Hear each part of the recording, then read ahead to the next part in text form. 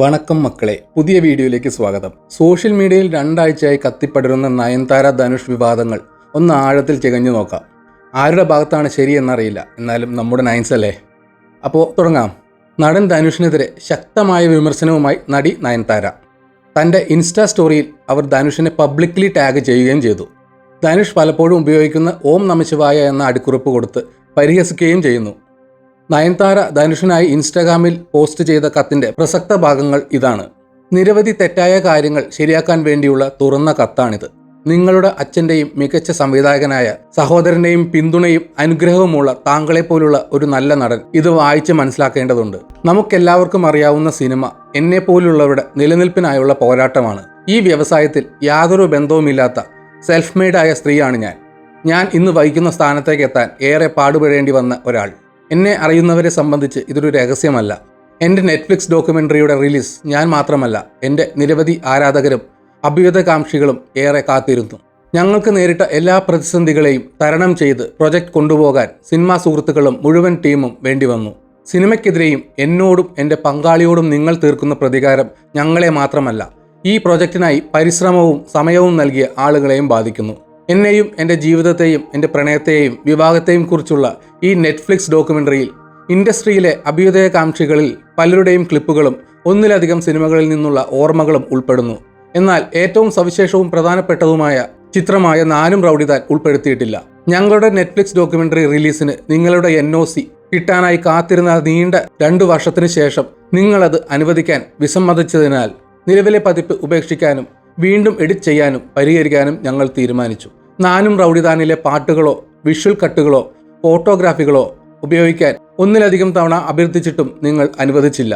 നാനും റൗഡിതാനിലെ ഗാനങ്ങൾ തങ്ങളെ സംബന്ധിച്ച് വിലമതിക്കപ്പെടുന്ന ഒന്നാണ്. കാരണം ഈ വരികളിൽ വന്നത് യഥാർത്ഥ വികാരങ്ങളിൽ നിന്നാണ്. ഞങ്ങളുടെ ഡോക്യുമെൻ്ററിയിൽ ഞങ്ങൾക്ക് ഉപയോഗിക്കാൻ കഴിയുന്ന ഇതിലും മികച്ച പാട്ടുകൾ ഇല്ലെന്നറിഞ്ഞുകൊണ്ട് തന്നെ നിങ്ങൾ അതിന് വിസമ്മതിച്ചപ്പോൾ എൻ്റെ ഹൃദയം തകർന്നു. ബിസിനസ് നിർബന്ധങ്ങളാലോ പണസംബന്ധമായോ പ്രശ്നങ്ങളോ ആണ് നിങ്ങളുടെ പ്രശ്നമെങ്കിൽ അത് മനസ്സിലാക്കാവുന്നതാണ്. എന്നാൽ താങ്കളുടെ ഈ തീരുമാനം ഞങ്ങളോടുള്ള വ്യക്തിപരമായ വിദ്വേഷം തീർക്കാൻ വേണ്ടി മാത്രമുള്ളതാണെന്നും നിങ്ങൾ ഇത്രയും കാലം മനഃപൂർവ്വം മൗനം പാലിക്കുകയായിരുന്നു എന്നും അറിയുന്നത് വേദനാജനകമാണ്.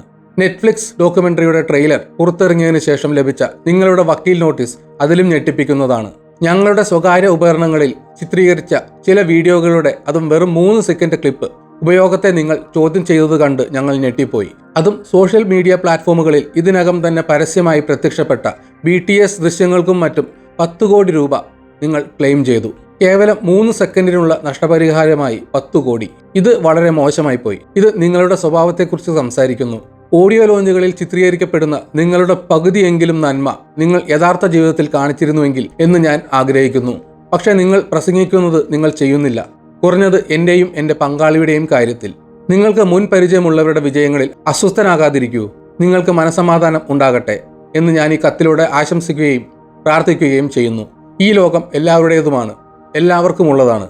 നിങ്ങൾക്ക് പരിചയമുള്ളവരും ജീവിതത്തിൽ ഉയർന്നു വരുന്നത് സാധാരണമാണ്. വൻ സിനിമ പാരമ്പര്യമില്ലാത്തവരും ഉയരങ്ങളിൽ എത്തുന്നതും സാധാരണമാണ്. ചില മനുഷ്യർ ബന്ധങ്ങൾ ഉണ്ടാക്കുന്നതും സ്നേഹം കണ്ടെത്തുന്നതും സാധാരണമാണ്. ഇതൊന്നും നിങ്ങളിൽ നിന്ന് ഒന്നും അപഹരിക്കുന്നില്ലല്ലോ.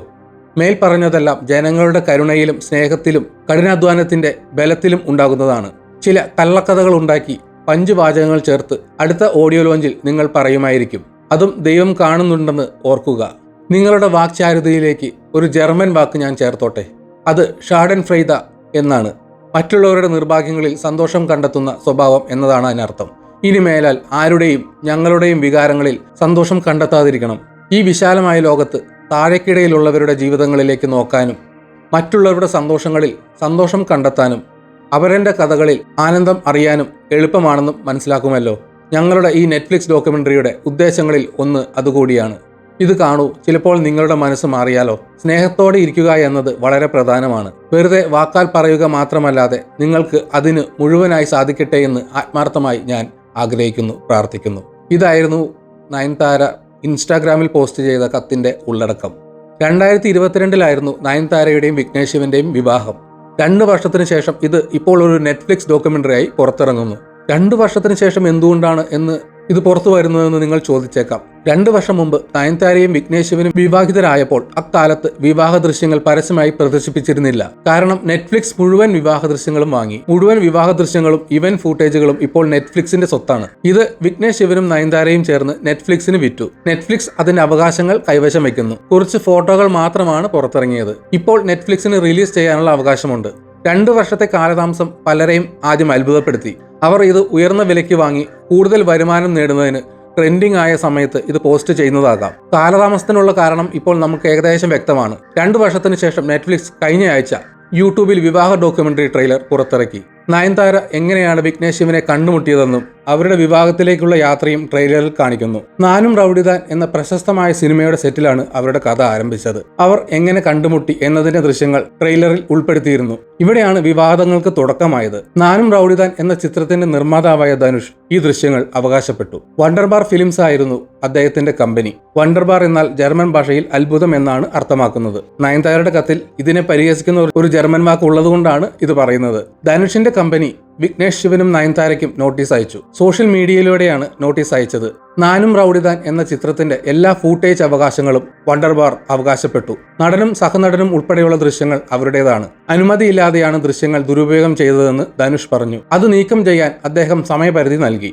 അവഗണിച്ചാൽ നെറ്റ്ഫ്ലിക്സ് നയൻതാര വിഘ്നേഷ് ശിവൻ എന്നിവരിൽ നിന്ന് 10 കോടി രൂപ നഷ്ടപരിഹാരം ആവശ്യപ്പെടുമെന്നും. ട്രെയിലറിൽ നാനും റൗഡിദാൻ എന്ന ചിത്രത്തിലെ 4-5 ബിഹൈൻഡ് ദ ഷൂട്ട് ഷോട്ടുകൾ ഉണ്ടായിരുന്നു. അവ ട്രെയിലറിൽ ഉണ്ടെങ്കിൽ ഡോക്യുമെന്ററിയിൽ കൂടുതൽ ഉണ്ടാകാൻ സാധ്യതയുണ്ട്. അവരുടെ ഡോക്യുമെന്ററിയിൽ നിന്ന് ഈ ഷോട്ടുകൾ നീക്കം ചെയ്യണം എന്നാണ് അദ്ദേഹം ആവശ്യപ്പെട്ടത്. വണ്ടർബാർ ഫിലിംസ് 24 മണിക്കൂർ സമയപരിധി നൽകുകയോ നിയമ നടപടി സ്വീകരിക്കുമെന്ന് ഭീഷണിപ്പെടുത്തുകയോ ചെയ്തു. ഇത് നയൻതാരയ്ക്കും വിഘ്നേഷിനും ഈഗോ ഹർട്ടായിട്ടുണ്ടായിരിക്കാം. നയൻതാരയുടെ കത്തിനും വിഘ്നേഷിന്റെ പ്രതികരണത്തിനും ഉള്ള ട്രിഗറിംഗ് പോയിന്റ് ഇതാണ്. വിഘ്നേഷ് ശിവനെ, നയൻതാരയുടെ ഭർത്താവിനെ മലയാളികൾക്ക് അത്ര പരിചയമുണ്ടാകാനിടയില്ല. കഴിഞ്ഞ വർഷം ശബരിമലയിൽ മകരജ്യോതി സമയത്ത് നടൻ ദിലീപിന്റെ കൂടെ വിഘ്നേഷും ഉണ്ടായിരുന്നു എന്ന് ഞാനിപ്പോൾ ഓർക്കുന്നു. ദിലീപും നയൻസും ചങ്ക് ഫ്രണ്ട്സ് ആണല്ലോ. അപ്പൊ നമുക്ക് മാറ്ററിലേക്ക് വരാം. ഈ പ്രശ്നത്തിനിടയിൽ സംവിധായകനും സംഗീത സംവിധായകനുമായ SS കുമാരൻ ഇടപെടുന്നു.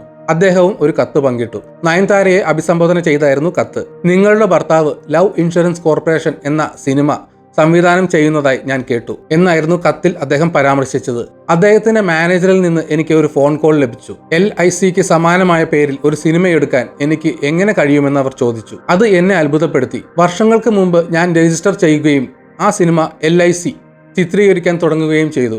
ആ തലക്കെട്ട് എന്റേതാണ്. എന്റെ കഥയും ആ ശീർഷകവും തമ്മിൽ അടുത്ത ബന്ധമുണ്ട്. അതിനാൽ തലക്കെട്ട് നൽകാൻ എനിക്ക് താല്പര്യമില്ലായിരുന്നു. അവർ LIC എന്ന പേരിൽ ഒരു സിനിമ ചിത്രീകരിക്കുന്നത് എന്നെ അത്ഭുതപ്പെടുത്തി. ഈ പേര് എന്റെ സിനിമയുമായി അടുത്ത ബന്ധമുള്ളതിനാൽ അത് ഉപേക്ഷിക്കാൻ ഞാൻ തയ്യാറല്ലെന്ന് ഞാൻ അവരോട് പറഞ്ഞു. എന്നാൽ ഞാൻ പേര് നൽകാൻ വിസമ്മതിച്ചതിന് ശേഷം അവർ പൂജയുമായി സിനിമ ആരംഭിച്ചതായി ഞാൻ കണ്ടു.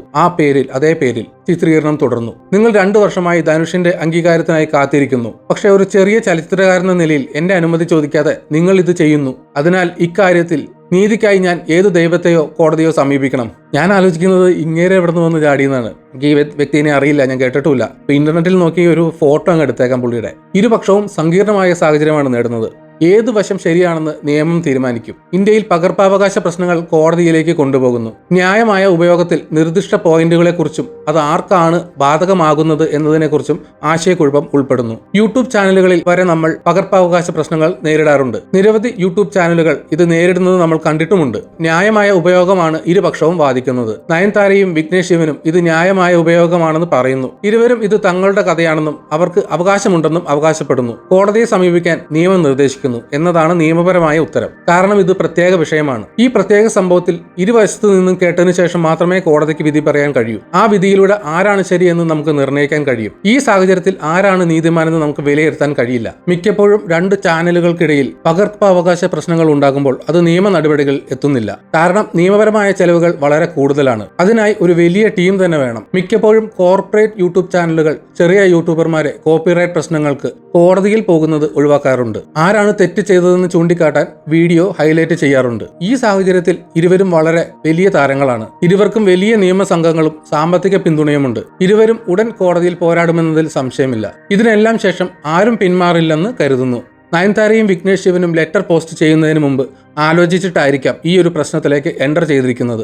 അവർ പോസ്റ്റ് ചെയ്തതിനു ശേഷം ഇതുപോലെ സംഭവവികാസങ്ങൾ ഉണ്ടാകുമെന്ന് അവർക്ക് ഉറപ്പുണ്ടായിരുന്നു എന്ന് വേണം കരുതാൻ. നിരവധി നടിമാർ അവരുടെ പോസ്റ്റ് ലൈക്ക് ചെയ്യുകയും അത് വൈറലാക്കുകയും ചെയ്തു. ധനുഷിനൊപ്പം പ്രവർത്തിച്ച നായികമാർക്ക് നയൻതാരയുടെ പോസ്റ്റ് വ്യക്തിപരമായി ഇഷ്ടപ്പെട്ടു. പലരും ഇപ്പോഴും നയൻതാരയുടെ ഭാഗത്താണ് നീതി എന്ന് വിശ്വസിക്കുന്നു. നയൻതാര ഡോക്യുമെന്ററിയിൽ ഉൾപ്പെട്ടവർക്കെതിരെ സിവിൽ കേസ് ഫയൽ ചെയ്യാൻ ധനുഷിന്റെ സഹ ഉടമസ്ഥതയിലുള്ള നാനും റൌഡിദാന്റെ നിർമ്മാണ കമ്പനിയായ വണ്ടർബാർ ഫിലിംസിന് മദ്രാസ് ഹൈക്കോടതി ഈ കഴിഞ്ഞ ബുധനാഴ്ച അനുമതി നൽകി. കോടതിയിൽ സമർപ്പിച്ച സത്യവാങ്മൂലത്തിൽ അതിന്റെ ബിഹൈൻഡ് ദ സീൻസ് ഫുട്ടേജ് അല്ലെങ്കിൽ ഈ ചിത്രവുമായി ബന്ധപ്പെട്ട മറ്റേതെങ്കിലും ഫുട്ടേജ് അല്ലെങ്കിൽ അതിന്റെ നിർമ്മാണം ഉൾപ്പെടെ നാനും റൌഡിദാനിൽ എതിർകക്ഷികൾ അവരുടെ പകർപ്പവകാശം ലംഘിക്കുന്ന എന്തും ഉപയോഗിക്കുന്നതിൽ നിന്നും തടയുന്ന ഒരു സ്ഥിരമായ നിരോധനം തേടുകയാണെന്ന് വണ്ടർബാർ ഫിലിംസ് പ്രസ്താവിച്ചു. BTS ദൃശ്യങ്ങളുടെ ഉടമസ്ഥാവകാശത്തിൽ കക്ഷികൾക്ക് തർക്കമുണ്ട്. സത്യവാങ്മൂലം അനുസരിച്ച് ഫൂട്ടേജ് വ്യക്തിപരമാണെന്നും വണ്ടർബാർ ഫിലിംസ് കമ്മീഷൻ ചെയ്യാത്ത വ്യക്തികളാണ് ചിത്രീകരിച്ചതെന്നും എതിർകക്ഷികൾ അവകാശപ്പെടുന്നു. എന്നാൽ സംവിധായകൻ വിഘ്നേഷ് ശിവൻ ഉൾപ്പെടെ തങ്ങൾ നിയമിച്ച ആളുകളാണ് ദൃശ്യങ്ങൾ ചിത്രീകരിച്ചതെന്നും 2015 അവരുടെ യൂട്യൂബ് ചാനലിൽ അപ്ലോഡ് ചെയ്തതാണെന്നും വണ്ടർബാർ വാദിക്കുന്നു. വണ്ടർബാർ പറയുന്നതിനനുസരിച്ച് ഈ ഫൂട്ടേജിന്റെ ഉപയോഗം അപേക്ഷകന്റെ പകർപ്പവകാശത്തെ വ്യക്തമായി ലംഘിക്കുന്നു. കൂടാതെ ഡോക്യുമെന്ററിയുടെ ലോകമെമ്പാടുമുള്ള റിലീസിനെ തുടർന്ന് നികത്താനാവാത്ത നഷ്ടം വരുത്തി. 2014 നയൻതാര ഒപ്പിട്ട ഒരു ആർട്ടിസ്റ്റ് കരാറിനെ കുറിച്ചും സത്യവാങ്മൂലം പരാമർശിക്കുന്നു. അതിലൂടെ അവരുടെ പ്രകടന രൂപം, സാദൃശ്യം, പേര് കൂടാതെ അല്ലെങ്കിൽ ശബ്ദം എന്നിവയുടെ അവകാശങ്ങൾ വണ്ടർബാറിൽ ശാശ്വതമായി നിക്ഷിപ്തമായിരിക്കും. പകർപ്പവകാശ ലംഘനം മൂലമുണ്ടായ നഷ്ടത്തിന് 1 കോടി രൂപ നഷ്ടപരിഹാരം നൽകണമെന്ന് വണ്ടർബാർ ആവശ്യപ്പെടുന്നു. ഈ കേസിലെ നിയമപരമായ പ്രശ്നങ്ങൾ എന്തൊക്കെയാണ്? നയൻതാരയ്ക്ക് ലഭ്യമായ പ്രതിരോധങ്ങൾ എന്തൊക്കെയാണ്?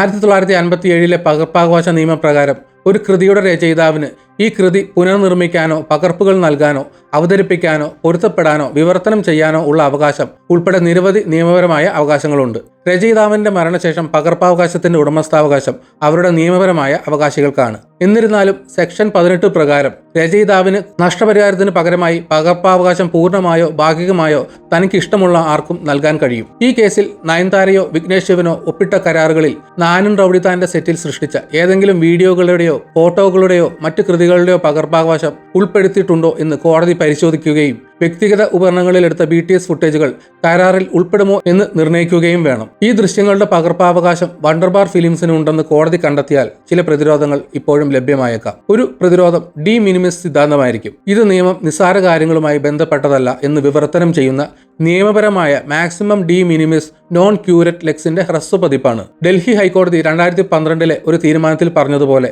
ലളിതമായി പറഞ്ഞാൽ നിയമം നിസ്സാരമോ പ്രാധാന്യമില്ലാത്തതോ ആയ തർക്കങ്ങൾ പരിഹരിക്കില്ല എന്നാണ് സൂത്രവാക്യം അടിസ്ഥാനപരമായി അർത്ഥമാക്കുന്നത്. India TV independence news service versus Yashraj films കേസിൽ ഡൽഹി ഹൈക്കോടതി ഈ സിദ്ധാന്തം പ്രയോഗിച്ചു. ഇന്ത്യ ബീച്ച് എന്ന ചാറ്റ് ഷോയിൽ ഒരു അതിഥി 9 വ്യത്യസ്ത ഗാനങ്ങളുടെ ഭാഗങ്ങൾ ആലപിച്ച ഒരു കേസ് പരിഗണിക്കുകയായിരുന്നു കോടതി. അതിൽ 7 എണ്ണം തങ്ങൾക്ക് പകർപ്പവകാശമുണ്ടെന്ന് യഷ്രാജ് ഫിലിംസ് അവകാശപ്പെട്ടു. കോടതി ഈ സിദ്ധാന്തം പ്രയോഗിക്കുകയും പകർപ്പവകാശ ലംഘനത്തെക്കുറിച്ചുള്ള യഷ്രാജ് ഫിലിംസിന്റെ അവകാശവാദങ്ങൾ നിരസിക്കുകയും ചെയ്തു. കലാകാരിയുടെ പ്രകടനങ്ങളുടെ ജീവിതത്തിൽ നിന്ന് നമുക്ക് വേർപെടുത്താൻ കഴിയില്ല എന്നും ഒരു ചാറ്റ് ഷോയുടെ ക്രമീകരണത്തിൽ ആലാപന ദൈർഘ്യം ഒരു സമയം 1 മിനിറ്റോ അതിലധികമോ ആയി പരിമിതപ്പെടുത്തിയിട്ടുണ്ടെങ്കിൽ അത് മിനിമസ് ഉപയോഗത്തിന്റെ കേസായിരിക്കും. അതിനാൽ വരികൾ വിനിയോഗിക്കുന്നത് ശബ്ദ റെക്കോർഡിങ്ങുകളിലെ പകർപ്പവകാശത്തിന്റെ നടപടിയെടുക്കാവുന്ന ലംഘനമായി കണക്കാക്കില്ല. 45 മിനിറ്റ് ദൈർഘ്യമുള്ള ഒരു ഷോയിൽ അതിഥി 9 ഗാനങ്ങൾ മാത്രമേ ആലപിച്ചിട്ടുള്ളൂ. മൊത്തം സമയം 10 മിനിറ്റിൽ താഴെയാണ് എന്നും അതിഥിയെ സംഗീതത്തിലേക്ക് എങ്ങനെ പരിചയപ്പെടുത്തി എന്ന് കാഴ്ചക്കാരെ കാണിക്കുക എന്നതായിരുന്നു ഉദ്ദേശമെന്നും കോടതി അഭിപ്രായപ്പെട്ടു. നയൻതാരയുടെ കേസിൽ കോടതി ഈ സിദ്ധാന്തം പ്രയോഗിക്കുകയാണെങ്കിൽ നാനും റൌഡിദാനിൽ നിന്നുള്ള BTS ദൃശ്യങ്ങൾ ഉപയോഗിക്കുന്നതിലെ ഉദ്ദേശം എന്താണെന്നും കക്ഷികൾക്ക് സംഭവിച്ച ദോഷത്തിന്റെ വലിപ്പം എന്താണെന്നും കാണേണ്ടതുണ്ട്. ഈ കേസ് മാധ്യമങ്ങളിൽ ശ്രദ്ധ നേടിയതോടെ ഈ നിയമയുദ്ധം എങ്ങനെ വികസിക്കുമെന്ന് വ്യവസായ മേഖലയിലുള്ളവർ സൂക്ഷ്മമായി നിരീക്ഷിച്ചുകൊണ്ടിരിക്കുകയാണ്. നിലവിൽ നയൻതാരയ്ക്ക് ഔപചാരികമായി പ്രതികരിക്കാനുള്ള കോടതിയുടെ നിർദ്ദേശം കേസിന് സങ്കീർണതയുടെ മറ്റൊരു പാളി കൂടി ചേർക്കുന്നു. ഈ തർക്കം കോടതിക്ക് പുറത്തുള്ള ഒത്തുതീർപ്പിലെത്തുമോ അതോ വിചാരണയിലേക്ക് പോകുമോ എന്ന് കാണേണ്ടതുണ്ട്. എന്നാൽ അതിൽ ഉൾപ്പെട്ട എല്ലാവരുടെയും പ്രശസ്തിയിൽ ഇത് ഇതിനകം ഒരു അടയാളം അവശേഷിപ്പിച്ചിട്ടുണ്ട്. അടുത്ത വാദം കേൾക്കൽ അവകാശവാദങ്ങളെയും എതിർവാദങ്ങളെയും കുറിച്ച് കൂടുതൽ വെളിച്ചം വീശുമെന്ന് പ്രതീക്ഷിക്കുന്നു. ഇത് വ്യക്തിഗത അല്ലെങ്കിൽ പ്രൊമോഷണൽ പ്രൊജക്ടുകളിൽ സിനിമാ മെറ്റീരിയൽ ഉപയോഗിക്കുന്നതിനെ ചുറ്റിപ്പറ്റിയുള്ള നിയമപരമായ അതിരുകളെക്കുറിച്ച് വ്യക്തമായ ചിത്രം നൽകുന്നു. ഈ ഉയർന്ന നിലവാരമുള്ള കേസ് പുരോഗമിക്കുമ്പോൾ ആരാധകരും വിമർശകരും ഒരുപോലെ സൂക്ഷ്മമായി നിരീക്ഷിക്കും. ഇത്രയും ഫ്രണ്ട്ലി ആയ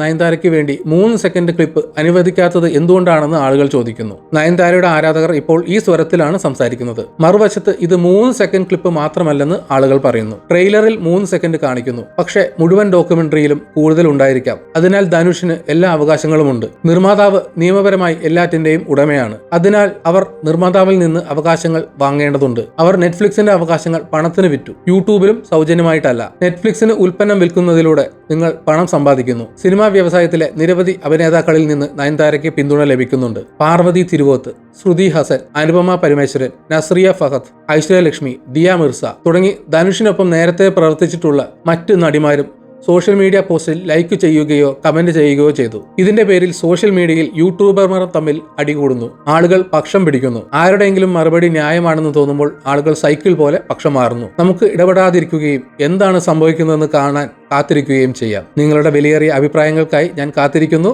ചാനൽ സബ്സ്ക്രൈബ് ചെയ്യാൻ മറക്കരുത്. മറ്റൊരു വീഡിയോയുമായി വീണ്ടും കാണാം. Tata, bye bye.